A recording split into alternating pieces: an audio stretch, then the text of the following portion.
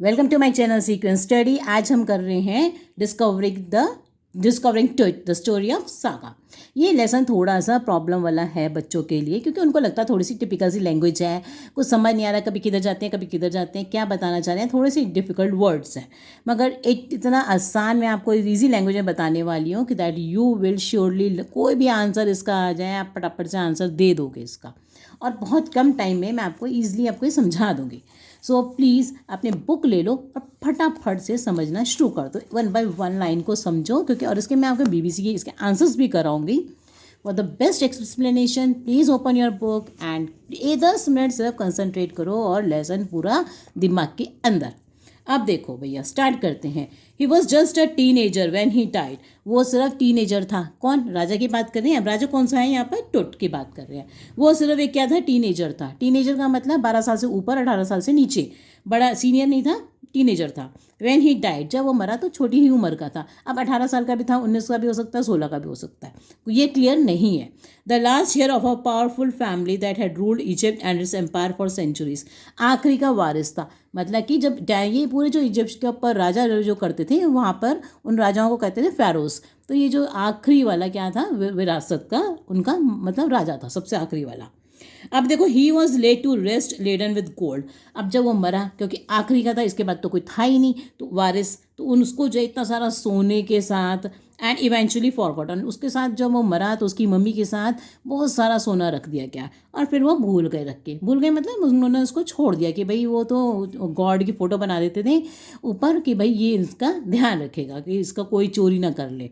अब देखो क्या हुआ विद मर्डर। अच्छा, अब इसके बारे में क्या हुआ? Since the discovery of his tomb in 1922, अब उसकी डिस्कवरी हुई टॉम की कि भाई इसका टॉम कहाँ है, तो 1922 में इसका टॉम डिस्कवर हो गया, टॉम, ठीक है ना। The modern world has speculated about what happen to him.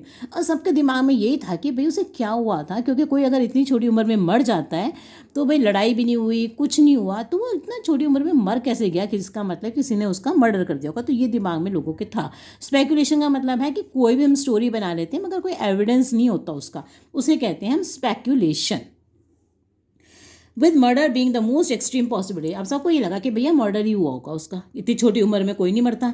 Now living his tomb for the first time in almost 80 years Tut has undergone a CT scan. अब उसको जो है इतने सालों के बाद जो निकाला गया था, वो किस लिए निकाला गया था? क्योंकि उसका सिटी स्कैन करना था। मतलब कि सबसे पहले डिस्कवर हुआ था ये 1922 के अंदर, मगर जो अब इसको हमने बाहर निकाला तो कितने साल निकल गए? 80 साल के बाद फिर इसको निकाला गया सिटी स्कैन के लिए, ठीक है ना। एंड दैट ऑफर्स के भी उसकी क्लूज़ क्या होते हैं, जिससे कि नए वाला क्लूज़ मिल चुके हैं, बीच में भी निकाला गया, मगर 80 साल के बाद उसको किस लिए निकाला जा रहा है? सिटी स्कैन के लिए। तो वो वाली कहानी उन्होंने एक्सप्लेन करी है। Forensic reconstruction. फॉरेंसिक रिकन्स्ट्रक्शन मतलब कि मेडिकल जो हम करते हैं ना फॉरेंसिक लैब में, कि भैया इसके क्या था, बीच में बालों से पता लगाते हैं, इससे उससे पता लगाते हैं भैया कैसा था, कितने साल का होगा, हो सकता है पता चल जाए कि भैया कब मरा था, कौन से कितने साल का होकर, है ना, इसलिए करी गई। अब देखो आंसर्स, मेन जो पार्ट है यहाँ से शुरू होगा। An angry wind stirred up ghostly dust devils as King Tut was taken from his resting place in the ancient Egyptian cemetery known as the Valley of the Kings. अब देखो कहाँ दफनाया गया था, याद कर लो। इस वाले क्वेश्चन का इसमें आंसर बनेगा कि भाई तुम्हारा यहाँ पर जो है एटमॉस्फेयर कैसा था जब उसका टॉम में से उसको निकाला गया, राजा टुट को निकाला गया, फेरो टुट को निकाला गया। तो पहला क्वेश्चन इसमें ये बनेगा कि भाई वो कैसे वहाँ का एटमॉस्फेयर था जब उसको निकाला गया। तो अब एटमॉस्फेयर पे ध्यान, ये क्वेश्चन का ध्यान रखना है कि इसका आंसर क्या होगा।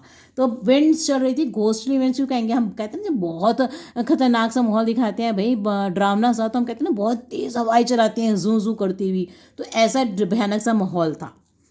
डस्ट डेविल्स एज किंग टुट was taken from his resting place. जब उसको उसमें से निकाला जा रहा था तो कैसी हवाएं चल रही थी? बहुत तेज तेज खतरनाक, ड्रावनी, जब हम कहते हैं ना घोस्ट वाली।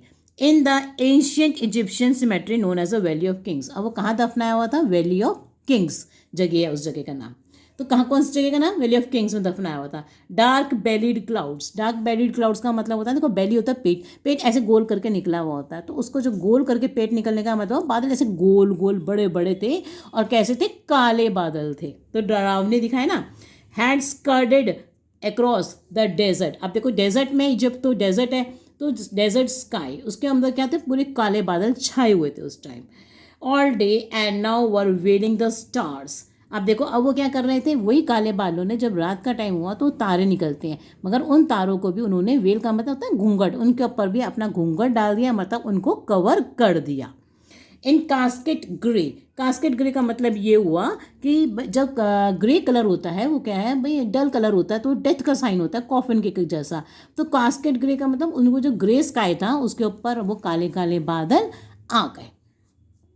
तो मौसम कैसा था, विंड्स बहुत तेज थी, क्लाउडी काले काले बादल थे, रात को जो है तारे नहीं निकले, तारों के ऊपर भी काले बादल आ गए, ठीक है ना, और घोस्टली एटमॉस्फेयर था। तो ये हो गया उसका आंसर। नेक्स्ट देखो, इट वॉज 6 PM ऑन 5 जनवरी। आप देखो क्या टाइम हो रहा था, टाइम हो रहा था हमारा 5 जनवरी को 6 बजे शाम के।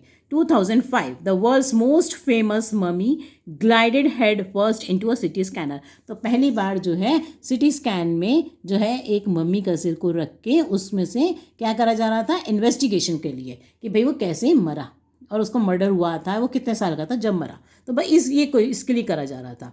आप देखो, brought here to probe the lingering medical mysteries, वो किस लिए लाया गया था सिटी स्कैनर, कि जिससे कि क्या कर सके, प्रोब कर सके। प्रोब का मतलब प्रूव कर सके, उसमें से इन्वेस्टिगेट कर सकें। प्रोब का मतलब यहाँ पे कि इन्वेस्टिगेशन कर सकें विद प्रूफ कि भाई the lingering medical mysteries. Lingering का मतलब बहुत, जो कितने सालों से जिसको कोई प्रूव नहीं कर पा रहा था, खिंच रही थी, है ना, वो medical mysteries of this little understood young ruler वो डाइड मोर देन, इतने साल पहले जो है 3300 ईयर्स पहले जो मरा था राजा, उसकी।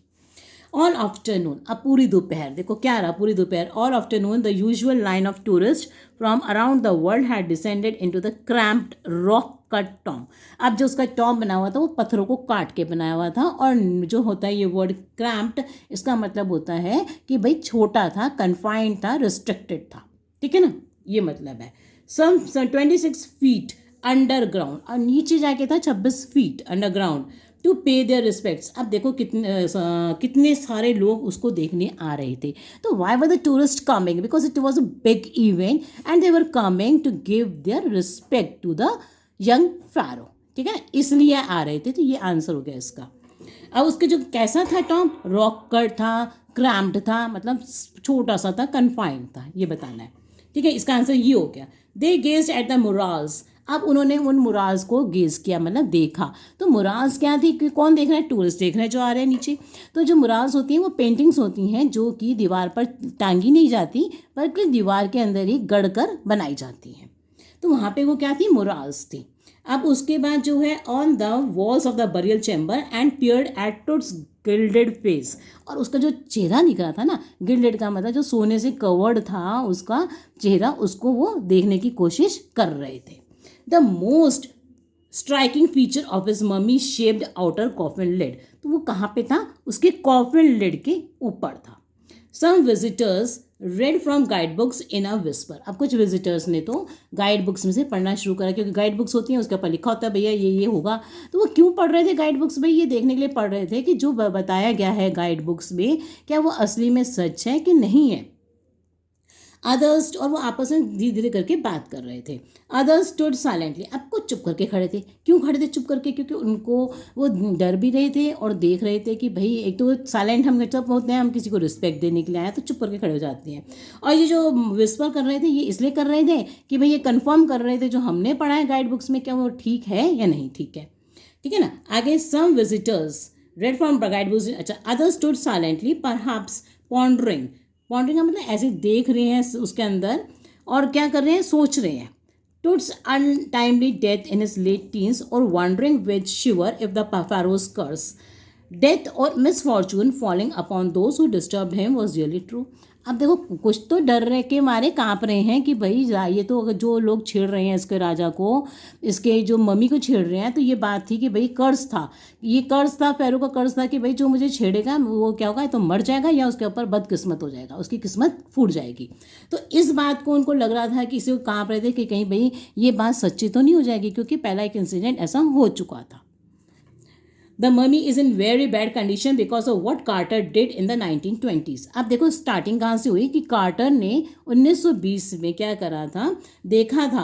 अब 1920 में कार्टर ने क्या करा ना कि भाई जब उसने ढूंढा उसके टॉम को, तो वो जाही हवास कहते हैं, जाही हवास कौन है, जो सेक्रेटरी है किसके, general of Egypt supreme council of antiquities के जो सेक्रेटरी हैं, कौन है ये, जाही हवास। तो इन्होंने कहा कि भाई उसकी जो कंडीशन थी वो बहुत ख़राब थी मम्मी की। क्यों क्यों क्योंकि उन्होंने कहा कि जो कार्टर ने किया उसकी वजह से उसकी कंडीशन ख़राब थी। ठीक है ना। अब कार्टर ने 1920 में क्या किया था, as he leaned over the body for a long first look, जब वो उसके ऊपर ऐसे लीन करके वो देख रहे थे, कौन, जाही हवास जब देख रहे थे कि भाई उसका तो बहुत ज़्यादा ख़राब हो गया ये मम्मी, तो उन्होंने कहा ये तो कार्टर की वजह से ख़राब हुआ है। अब देखो कार्टर कौन था, Carter Harvard Carter, that is was the British archaeologist. वो कौन था, एक ब्रिटिश आर्कियोलॉजिस्ट था। Who in 1922 discovered Tut's tomb, इसने डिस्कवर किया था टुट के टॉम को। ठीक है ना। After years of futile searching, बहुत ढूंढा उसने, मतलब उसकी जो सर्चिंग रही वो बेकार रही। इट्स कॉन्टेंट्स का मतलब जो उसकी मम्मी के अंदर सामान था, दो हेस्टली रैंसैक्ट का मतलब जल्दी जल्दी उन्होंने क्या कर दिया था, उसको चोरी करने के इरादे से, हाँ अगर हम कोई क्या करते हैं ना, चोरी करने के इरादे से या ढूंढने के लिए कुछ सर्च करने के इरादे से बड़ी जल्दी जल्दी उसको क्या करते हैं, चीर फाड़ करते हैं किसी चीज़ की। इन एंटीक्विटी का मतलब इन एंशियंट टाइम्स में जो उसके साथ क्या किया गया था, या तो ज्वेल्स को चोरी करने के चक्कर में किया था, या उसका ट्रेजर देखने के लिए भाई, या उसका भाई क्या क्या है, तो उस चक्कर में उन्होंने क्या कहा था, मतलब उसको जल्दी जल्दी पैक कर दिया खोल के। फिर क्या हुआ, वर सरप्राइजिंगली कंप्लीट, मतलब सारा सामान पूरा कंप्लीट था उसका। दे कंप्लीट, अब देखो उसके ऑर्गन्स भी कंप्लीट थे, ये कहना चाह रहे हैं, वो ऑर्गन्स भी कंप्लीट थे, उसका सामान भी पूरा था। They remain the richest royal collection ever found and have become part of the Pharaoh's legend. अब जो सामान था वो क्या बन गई, कहानी बन गया भैया Pharaoh's legend, इतना सामान था उसका। क्या था, स्टर्निंग आर्टिफैक्ट्स इन गोल्ड, सोने के सामान थे जो लोग बनाते हैं, आर्टिफैक्ट्स का होते हैं जो सामान अपने आप हम बनाते हैं लोग, और वो रखे हुए थे गोल्ड के बने हुए। Their eternal brilliance mean to guarantee resurrection caused a sensation at the time of the discovery. अब उनकी इतनी एटर्नल ब्रिलियंस थी, मतलब इतनी अच्छी चमक थी, इतनी, तो ऐसा लग रहा था कि जैसे वो इसलिए रखे जा रहे हैं कि भाई जैसे कि कोई ये जो इंसान है जो मरा हुआ है ये उठेगा और यूज़ कर लेगा। Cause a sensation eight the time of the discovery, भाई ऐसा लगता था डिस्कवरी के टाइम पे वाकई जो सामान पड़ा है वो जैसे ये यूज़ करेगा उठ के। तो रेजर्वेशन का मतलब होता है कि वो कोई चीज़ मरी हुई है और वो उठ जाएगी, फ्रॉम डेड टू लाइफ, है ना, ऐसे। And still get the most attention, और उसको पूरी अटेंशन मिलेगी। बट टुट was also bird with everyday things, अब उसके साथ यही सामान नहीं था गोल्ड का, उसका रोज का डेली यूज़ का भी उसके पास सामान रखा हुआ था। He would want in the after life, जो मरने के बाद भी वो इस्तेमाल करेगा, वो सोचते थे। Board games, bronze razor, linen undergarments, cases of food and wine, ये सब चीज़ें उसके पास पड़ी थी। After months of carefully recording the pharaoh's funerary treasures, अब फ्यूनरी ट्रेजर्स मतलब उसका जो खजाना फ्यूनरल के साथ डाला हुआ था, सारा का सारा गोल्ड का सामान जो सब कुछ था। Carter began investigating his 3 nested coffins, तो कार्टर ने क्या किया, अब ये सब कुछ तो देख लिया उसने कि भाई उसके फ्यूनरल में क्या क्या पड़ा है। फिर उसने 3 नेस्टेड कॉफिन्स का मतलब कि एक के अंदर एक के अंदर एक, ऐसे 3 डिब्बे डाल देते ना, जब एक के अंदर एक 3 डिब्बे थे। अब वो उसने उन कॉफिन्स की भी तलाशी शुरू करी। Opening the first he found a shroud, पहले वाले कॉफिन में क्या है, श्राउड है। श्राउड क्या होता है, जो कवर होता है जो मरे हुए इंसान के ऊपर डाला जाता है। Adorned with garlands of willow and olive leaves, wild silvery lotus petals and cornflowers, the faded evidence of a burial in March और अप्रैल। अब उसके अंदर ये जो ऐसे ये वाले फूल थे, तो इससे पता चला कि भाई ये जो है क्या है, इसलिए डाले हुए थे, और ये सब पत्ते फूलों के ये सब डाल रखा था। अब ये जो जब डाल रखे थे तो इससे पता चलता है कि ये सब कब होते हैं, मार्च और अप्रैल के महीने में होते हैं, मार्च और अप्रैल के महीने में होते हैं, और इससे पता चलता है कि वो मार्च अप्रैल के महीने में मरा होगा। ठीक है ना। तो कैसे पता चला कि वो मार्च और अप्रैल में मरा, तो इन चीज़ों से पता चलता है कि वो मार्च और अप्रैल के महीने में मरा, क्योंकि ये क्वेश्चन है आपको आना चाहिए कि भाई कब कैसे पता चलेगा कि he died in the month of March और अप्रैल, तो इन फ्लावर्स की वजह से, garland of willow and olive leaves जो उसके कॉफिन में मिले। नेक्स्ट है when he finally reach the mummy दो ही रैन इनटू ट्रबल, अब जब वो फाइनली उस मम्मी तक के पहुंचा, मतलब एक डिब्बे के बाद दूसरे डिब्बे में ऐसे करता हुआ, तो वो ट्रबल में आ गया। ट्रबल में क्या आ गया भाई, मुश्किल आ गई, कोई मुश्किल क्या आ गई कि when he finally reached the mummy, though he ran into trouble, the ritual raisins had hardened cementing tooth. जो रिचुअल रेसन्स क्या होते हैं ना भाई, चिपकाने वाली कुछ चीज़ें थी, तो उन्होंने क्या करते, वो इतनी ज़्यादा जम गई थी, सीमेंटिंग का मतलब पत्थर जैसे, उन्होंने क्या करा, टुट को पत्थर के मतलब एकदम चिपका दिया, सीमेंट जैसा हम सीमेंट कर देते हैं ना, सीमेंट से ईंटें चिपका देते हैं, ऐसे ही वो चिपक गया। किसके साथ? Tut to the bottom of a solid gold coffin. जिस गोल्ड कॉफिन में उसको रखा हुआ था, वो उस गोल्ड कॉफिन के साथ पूरी अच्छी तरह से सीमेंट की तरह चिपक गया, है ना। अब उसको कैसे निकालें? No amount of legitimate force would move them. अब कोई भी अगर हम धक्के से भी उसे खींचे तो नहीं निकल पा सकता था वो टूट। Carter wrote later on what was to be done. अब उसने पूछा भी क्या करना चाहिए, ये तो निकल ही नहीं सकता क्योंकि तो बिल्कुल चिपक गया उसके साथ गोल्ड के साथ। The sun can beat down like a hammer this far south in Egypt and Carter tried to use it to loosen the raisins. अब देखो उस गोंद को उतारने के लिए क्या करा गया, उन्होंने कहा कि भैया इतनी तेज़ धूप पड़ती है, इसको तेज़ धूप में रख दो। ये जो तेज़ धूप होती है ये हैमर की तरह काम करेगी, हथौड़े की तरह काम करेगी और ये निकल आएगा, मतलब वो पिघल जाएगी जो गोंद है और ये अलग हो जाएगा उससे। फॉर सेवरल आवर्स, अब उसने भी यही करा। For several hours, he set the mummy outside in blazing sunshine. अब उसने कड़कती धूप में उसको रख दिया। Then heated it up to इतने डिग्रीज फ़ारेनहाइट पे वो तप रहा है। Nothing budged, पर कुछ भी नहीं हुआ। He reported with scientific detachment that the consolidated material had to be chiseled away from beneath the limbs and the trunk before it was possible to raise the king's remains. अब उसने कहा इसको चिसल के साथ, तो भाई ये तो नहीं कुछ हो रहा, चिसल के साथ इसको काट के नीचे का हिस्से को, इसके जो हाथ चिपके हुए हैं, इसके जो ट्रंक, जो इसका कमर का जो नीचे वाला हिस्सा चिपका हुआ है, इसको तो चिसल से ऐसे काट के मतलब उसके जो वो रेसिन को काट के, जो गोंद है वो काट के, इसको अलग करके ही मतलब ऐसे ही काट के निकालना पड़ेगा। इन हिज डिफेंस और अपना बचाव करते हुए, Carter really had little choice. अब उसके पास कोई चॉइस भी नहीं थी क्योंकि वो तो उठ नहीं सकता था, उठाया नहीं जा सकता था। If he hadn't cut the mummy free, thieves most certainly would have circumvented the guards and ripped it apart to remove the gold. अब देखो अगर वो जो है उसने तो करा कि भाई देखने के चक्कर में कि भाई कैसे उठेगा, तो उसने उसको काटा। अब उसके बाद क्या हुआ, अगर वो ऐसा ना करता तो वो कह रहे हैं कि फिर तो भाई चोर आते और वहाँ के जो गार्ड्स थे उनको बुद्धू बना के सारी जो है वो तो काट पीट ही देते उसको, और क्या करते हैं उसकी ज्वेलरी सारी निकाल कर ले जाते हैं वहाँ से जितना सोना था। In Tut's time the royals were fabulously wealthy. वो कह रहे हैं राजा इस टाइम पर जो है राजा बड़े अमीर होते थे। एंड दे थॉट और hoped they could take their riches with them. और उनको लगता था कि भैया सारी जितनी भी वो राजा है उन्हें लगता था भैया अब जो तू ऐशो आराम है हम तो अपने साथ ही लेके जाएंगे, ठीक है ना। And glittering goods, precious collars, inlaid necklaces और ये सब चीज़ें हम, रिंग्स, एमलेट्स, ये सब चीज़ें हम क्या करने वाले हैं अपने साथ ही लेके जाएंगे, क्योंकि उनको तो आदत थी, उनको लगता था कि मरने के बाद भी हम ये सब चीज़ें अपने साथ लेके जाएंगे। अब क्या हुआ, ये सब चीज़ें उन्होंने सोची कि हम अपने साथ ले जाएंगे। And the now iconic inner coffin and mask. अब सबसे ज़्यादा आइकॉनिक मतलब सबसे अच्छा, अलग से जो सबसे क्या था, अलग था, अंदर वाला कॉफिन था। एंड मास्क जो उसके मुंह के ऊपर हम बना हुआ था, क्या था वो, ऑल ऑफ प्योर गोल्ड, सब कुछ गोल्ड का था। जिस कॉफिन में रखा था वो भी गोल्ड का था। टू सेपरेट टूट फ्रॉम हिज एडॉर्नमेंट्स। अब देखो टूट को अलग करना था जो उसके ऊपर ज्वेलरी डाली हुई थी, अब उसको अलग करना था। तो Carter's men removed the mummy's head. अब देखो कार्टर के लोगों ने क्या किया, उसकी जो मम्मी हेड थी, मम्मी हेड मतलब उस जो राजा का जो सिर था उसको अलग किया। एंड सिवियर्ड मतलब उसके जो जॉइंट्स है, nearly every major joint, severed का मतलब उनको अलग करा, क्योंकि वो जब तक कि ऐसे अलग नहीं करते और वो जो है उनको उसको पता नहीं लगा सकते थे। तो वंस दे हैड फिनिश, अब एक बार उसको ऐसे करने के बाद उन्होंने क्या किया, they reassembled the remains on a layer of sand. अब उन्होंने लेयर डाली किसकी, मिट्टी की, सैंड की लेयर डाली एक वुडन बॉक्स के अंदर, और उसको फटाफट से ऐसे ही जोड़ के विद पैडिंग क्या मतलब जो सपोर्ट देने के लिए कुछ चीज़ें होती हैं, that concealed the damaged the bed where to do now rest. और जो यहाँ पे डैमेज हो गया था जिस हिस्से में, उस हिस्से में फोम की जैसे कुछ चीज़ लगाकर उसको लकड़ी के डिब्बे के अंदर डाल दिया, नीचे सैंड बिछाकर। Archaeology has change substantially. अब देखो ये सब काम उन्होंने किया था, किसने किया, कार्टर ने किया। ये 1922 में जब उसने डिस्कवर किया उसका टॉम को, तो ये सब बातें वो कर चुका था टॉम में से, ठीक है ना। अब क्या हुआ, आर्कियोलॉजी इज चेंज सब्सटेंशियली। अब देखो तब होती थी ये आर्कियोलॉजी मतलब जमीन ढूंढना क्या क्या चीज़ों के बारे में, तो सब्सटेंशियली हमारा ये तरीका बदल गया है।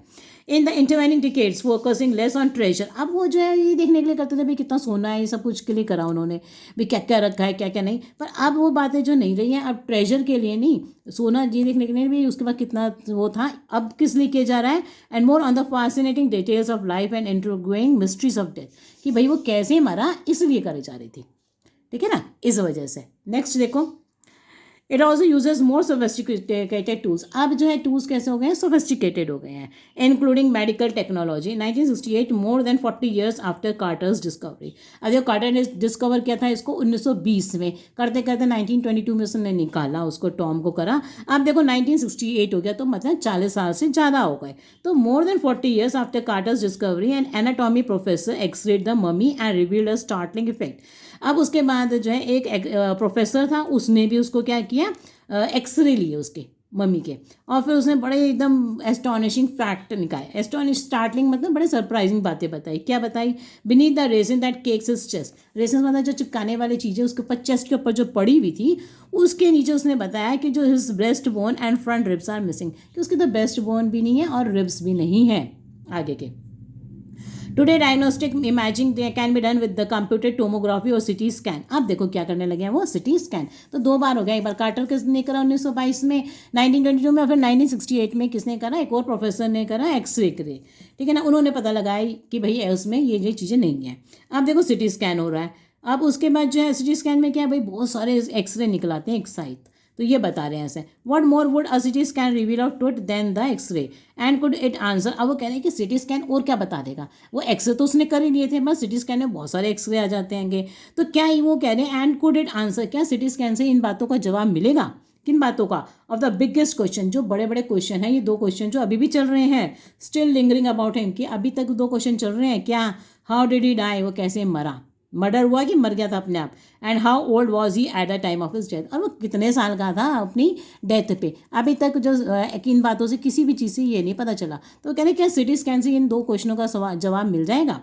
King Toots demise was a big event. अब उसका जो डिमाइस था, डिमाइस तो उसकी डेथ बहुत बड़ा इवेंट था। क्यों बड़ा इवेंट था, बहुत इंपॉर्टेंट क्वेश्चन है। Why was it a big event, क्योंकि वो तो लास्ट फेरो था सबसे, और क्या था, तो सबसे यंग था, लास्ट फेरो था इजिप्शियंस का, है ना। Even bye royal standards he was the last of his families line, वो सबसे आखिरी वाला था।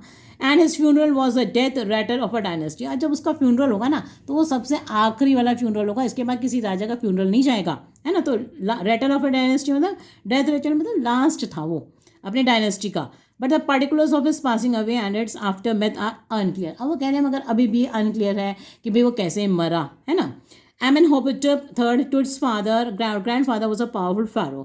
अब वो कह रहे हैं कि Amenhotep जो है बड़ा कैसा था, वो बड़ा जो सबसे दादा थे वो बड़े क्या थे, पावरफुल राजा थे, who ruled for almost 4 decades at the height of the 18th century golden age. अब उसके जो टाइम था उसको कहते हैं गोल्डन एज भी कहते हैं। वो 40 साल तक के उन्होंने 4 decades मतलब 40 साल तक उन्होंने रूल किया।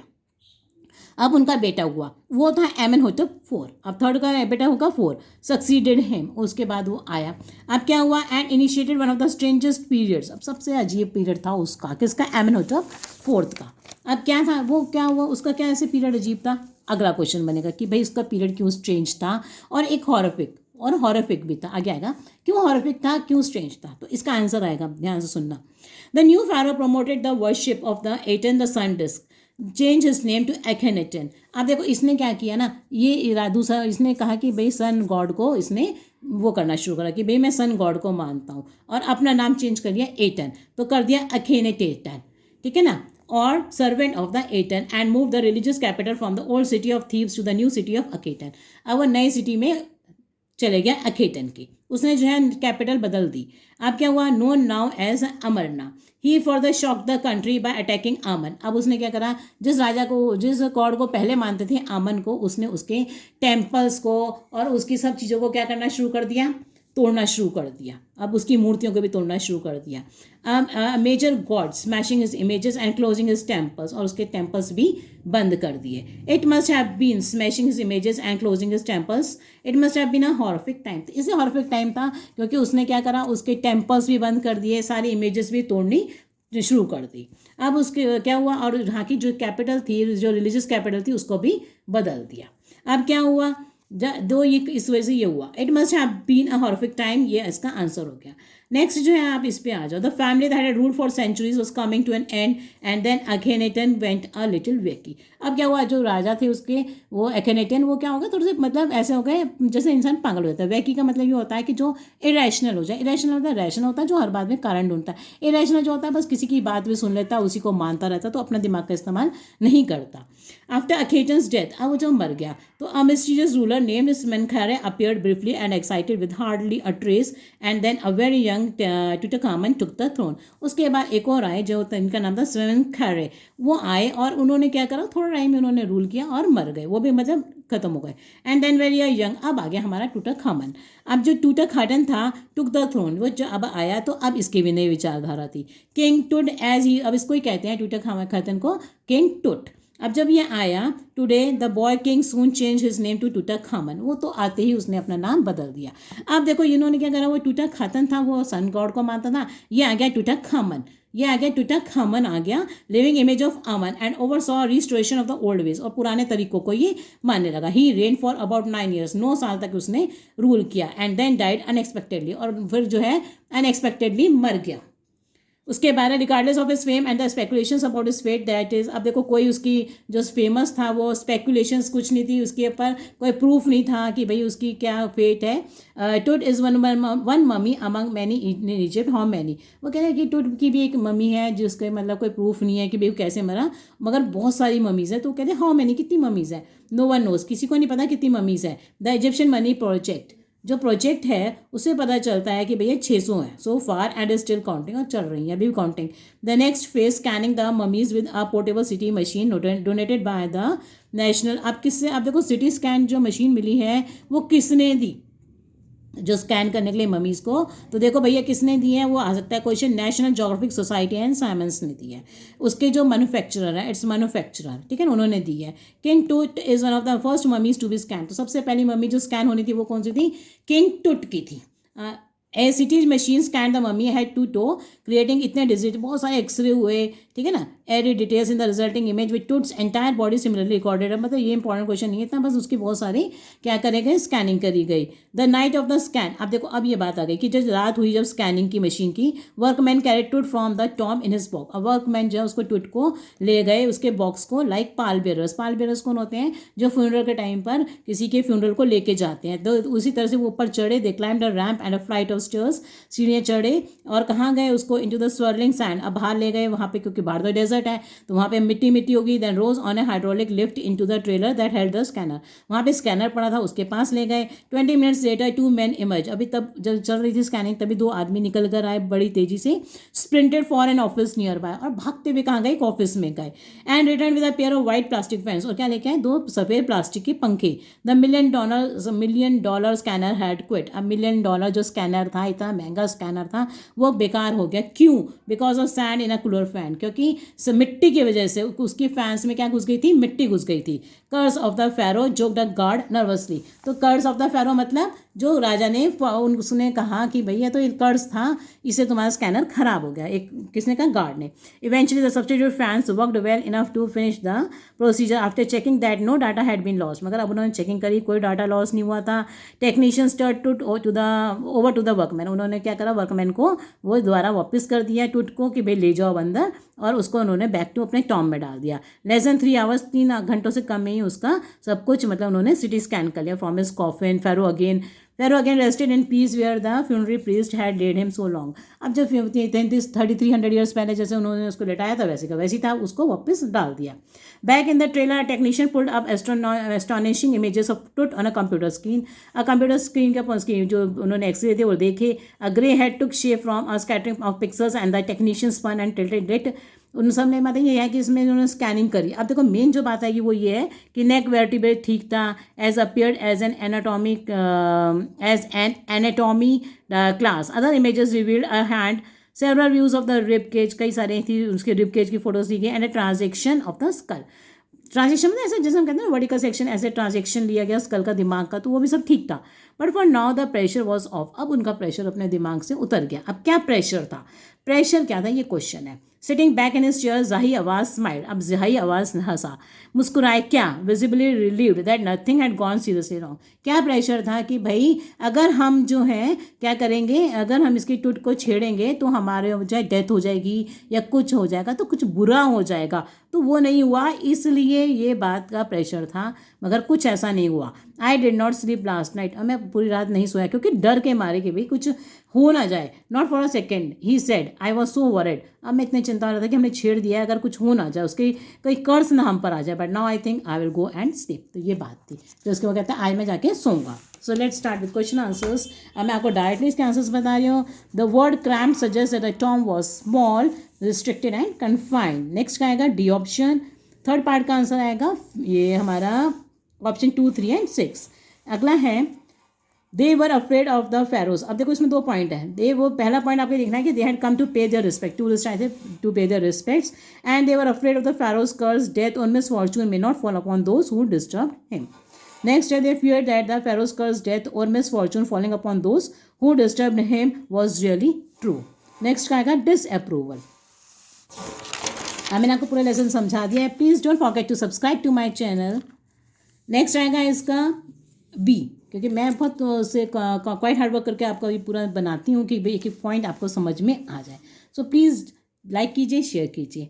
नेक्स्ट जो है सेकंड पार्ट का आंसर आएगा he smash the images of god Amun and close his temples and move the religious capital from the old city of the Thebes to the new city of अकेटन।